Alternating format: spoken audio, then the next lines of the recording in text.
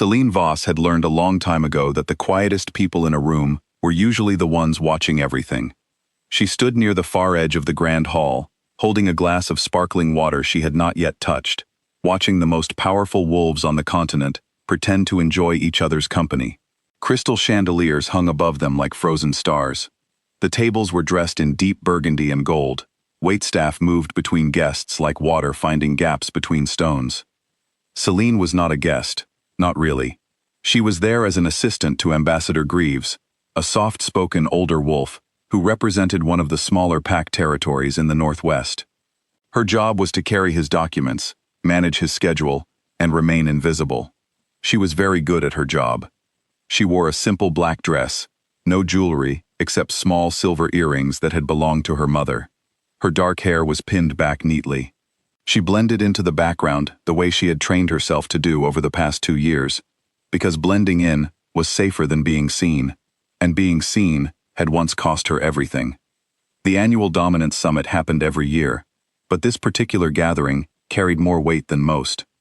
3 new pack alliances were being finalized, 2 territorial disputes were being settled, and Alpha King Caden Blackthorn, ruler of the largest United Wolf territory on the continent, was expected to make a formal announcement regarding his future leadership plans. Celine had not wanted to come. Ambassador Greaves had insisted. He needed her organizational skills and her calm head, he said. She had agreed, because refusing would have required explaining why, and she did not want to explain why. She did not want to say Caden's name out loud any more than necessary. 2 years ago, in a room not entirely unlike this one, Caden Blackthorn had looked at her and decided she was not enough. Their bond had surfaced during a smaller regional gathering. Celine had felt it the way every wolf described feeling it, like something ancient inside her had suddenly recognized its other half. Warm and certain and overwhelming all at once. She had looked across the room and found him already looking at her, and for exactly 3 seconds, she had believed that her life was about to change for the better. Then his advisors had spoken quietly in his ear. Then he had spoken quietly to his beta. Then, before the evening was over, his beta had approached Celine with a polite, rehearsed smile and informed her, on behalf of the Alpha King, that while the connection was acknowledged, it was not something the king's court would be pursuing. She was not from a titled family. She carried no political value. She would be compensated for her discretion. Celine had not taken the money. She had, however, taken the lesson. She spent the following months doing what quiet and stubborn people do when the world tries to flatten them. She worked harder. She built her skills. She found a position with Ambassador Greaves that gave her access to the very world that had tried to dismiss her, and she moved through it carefully and competently and without asking anyone's permission. She was fine. She told herself she was fine so many times that eventually she started to believe it. She was fine right up until the moment, midway through the summit dinner, when the room shifted in the way rooms only shift when someone very powerful begins moving through them. She felt it before she saw it. A change in the air pressure, a subtle ripple of attention moving across the gathered crowd like wind crossing still water. People straightened, conversations tapered, eyes moved. Celine turned her head slowly, already knowing, somehow, what she was going to find. Caden Blackthorn was walking toward her. He was exactly as she remembered, tall, broad-shouldered, with the kind of face that had clearly never struggled for anyone's attention. He wore a dark suit with the Blackthorn crest on the lapel. His expression was composed, but there was something beneath it that she could not immediately name, something that looked almost like nerves, which made no sense, because Caden Blackthorn did not get nervous. He stopped in front of her. The people nearest to them noticed first. Then, the people behind them. Then, gradually, like a fire catching and spreading, the entire room understood that something unscripted was happening, and the conversations died down one by one until the grand hall was almost completely silent. Caden looked at her, not past her, not through her, at her. "Celine," he said. She said nothing. He exhaled slowly. "I know you didn't expect this tonight. I know I don't have the right to ask for your time. But I've been thinking for a long time about what I did 2 years ago, and I owe you something I should have offered much sooner." He paused. "An apology. And if you're willing, a chance to begin again." Someone near the back of the room made a soft sound, quickly suppressed. Celine looked at him. She took her time doing it. She studied the careful set of his jaw, the controlled steadiness of his voice, the way he was holding himself with the practiced stillness of a man who had rehearsed this moment. She noticed that his eyes were watching her closely for a reaction, the way people watch when they are expecting something specific. He expected her to soften. She could see it. He expected the apology to open a door, and he expected her to walk through it, because he was Caden Blackthorne, and people walked through doors he opened. That was simply how his world had always worked. She thought about the girl she had been 2 years ago, standing in a hallway being informed by a beta that she wasn't valuable enough, the drive home alone, the weeks after, when she had gotten out of bed every morning through sheer determination and nothing else. She thought about everything she had built since then. She set her glass of water down on the nearest table with a quiet, precise click. "I appreciate that," she said. Her voice was steady, clear. "Truly, it takes something to say what you just said in front of people. I don't want to dismiss that." She held his gaze. "But my answer is no." The silence in the room became a different kind of silence. "I've already done the work of moving past what happened," she continued, still calm, still even. "I'm not carrying it anymore. And I think that's actually a good thing, but it means there's nothing left to return to.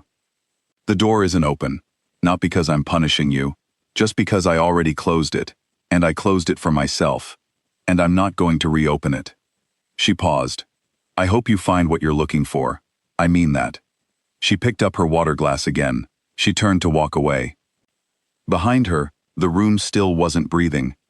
She had taken exactly 4 steps when she became aware of movement to her left. Different from the general restless shifting of a crowd that has just witnessed something surprising, this was deliberate, unhurried. The movement of someone who was not reacting to the moment but had simply decided to enter it. She stopped. A man stepped up beside her, not in front of her, beside her. There was something in that distinction that she noticed immediately, though she couldn't have explained why it mattered. She knew who he was. Everyone in the room knew who he was. King Rourke Ashvane ruled the Eastern Wolf Territories, a vast and largely independent region that operated by its own traditions and answered to no broader council. He attended summits rarely, and spoke at them even more rarely. He was known, in the way that people who rarely explain themselves become known, by reputation, and by the specific kind of silence he carried wherever he went. He was taller than Caden, broader. His suit was dark gray with no crest on the lapel, which in itself was a statement in a room full of men displaying their affiliations. His face was angular and serious, not unfriendly, but not performing friendliness either. He looked like someone who had stopped pretending a long time ago. He did not look at Caden. He did not look at the crowd. He looked at her. "I don't have a speech prepared," he said. His voice was low and unhurried. In the quiet of the hall, it carried easily. "I want to say that up front, because I think you've just heard a very prepared speech, and I imagine the last thing you need right now is another one." Celine looked up at him carefully. "I've been watching the room tonight," Rourke continued, "the way I usually do at these things, because these gatherings are rarely actually about what they're supposed to be about." A very small pause. "Then you walked in, and I stopped watching the room." Something shifted in her chest, small and quiet. She kept her expression still. "I noticed what just happened," he said, "and there was no cruelty in it, no drama, just plain observation. And I noticed the way you handled it. And I want to be honest with you about something, because I think honesty is probably the only thing worth offering a person who has just been handed a very polished alternative to it." He looked at her steadily. "My wolf recognized you the moment you came into this hall. I don't know what that means for you, and I'm not asking you to feel anything about it. But I made a decision, standing across the room just now, that I was not going to be the kind of man who notices something real and says nothing because the timing is inconvenient or the room is watching." Celine realized she had stopped breathing at some point in the last 30 seconds. "I'm not asking for anything tonight," Rourke said. "I'm not asking for a bond or an answer or a commitment of any kind. I'm asking if you would allow me the opportunity to know you. That's all. The rest of it, if there is a rest of it, that would be up to you." She searched his face the way she had learned to search for things in the past 2 years. She looked for the angle, the strategy. The version of this that was actually about something other than what it appeared to be. She was good at finding those things now. She didn't find any of them. "Why here?" she asked. The question came out quieter than she intended. Why in front of all of them? Something moved behind his eyes. He took a moment before answering, and she appreciated that he didn't rush it. "Because what happened to you 2 years ago was made public," he said simply. "I wasn't there for it, but I know the story. Everyone in these circles does. You were made to feel small in front of people who should have had more sense. I didn't think it was right for my acknowledgement of you to be a quiet, private thing tucked away where no one could see it. You deserve to have this room, the same kind of room that watched someone diminish you, watch someone choose you instead." Celine felt something loosen in her throat. She had spent 2 years being strong. She had spent 2 years being capable and composed and perfectly fine, and she was all of those things. Genuinely, she had earned every bit of it. But no one had ever put it quite like that before. No one had thought about what the public nature of the original wound had meant, or understood without being told that the correction needed to match the injury. She looked at him for a long moment. "What if I'm not easy to know?" she asked. "Then, it'll take longer," he said. "I have time." She almost smiled. "You're very calm about this." "I'm terrified," he said, and the simplicity of it, the complete absence of any attempt to make himself sound better than he was, landed somewhere in her chest and stayed there. "But I've found that being terrified and being calm are not actually opposites. You can hold both." She looked at him for another long moment. Behind them, she was dimly aware that Caden had stepped back, that the room was utterly still, that 200 wolves of considerable power and pride were holding their breath watching a woman in a plain black dress with silver earrings make a decision. She did not make it for the room. She made it for herself, the way she had learned to make every decision since the night everything broke open. "Yes," she said, "you can know me." Something in his expression changed. It wasn't a dramatic shift. His face didn't transform into something theatrical or triumphant. It was quieter than that, like a window opening in a room that had been shut for too long. He reached out slowly and took her hand. He raised it and pressed his lips briefly, gently to her knuckles. It was a formal gesture, an old one, the kind that carried specific meaning in wolf tradition, a declaration of recognition, of respect, of intent. Every wolf in the room understood exactly what it meant. Rourke lowered her hand, but did not immediately release it. He looked at her, she looked at him, and in the middle of a grand hall full of kings and alliances and carefully constructed power, something true and uncomplicated quietly began. Caden Blackthorne left before dessert was served. Several people noted this and said nothing about it diplomatically. The story spread through pack circles, the way stories about remarkable evenings always spread, quickly, with embellishment, until Celine started to hear versions of events that bore only a passing resemblance to what had actually happened. She did not correct them. She found she didn't need to. She knew what had happened. She and Rourke did not fall into something fast or careless. They were two careful people, each shaped by their own experiences, each aware that real things take time and cannot be rushed without breaking. They wrote letters before they made calls.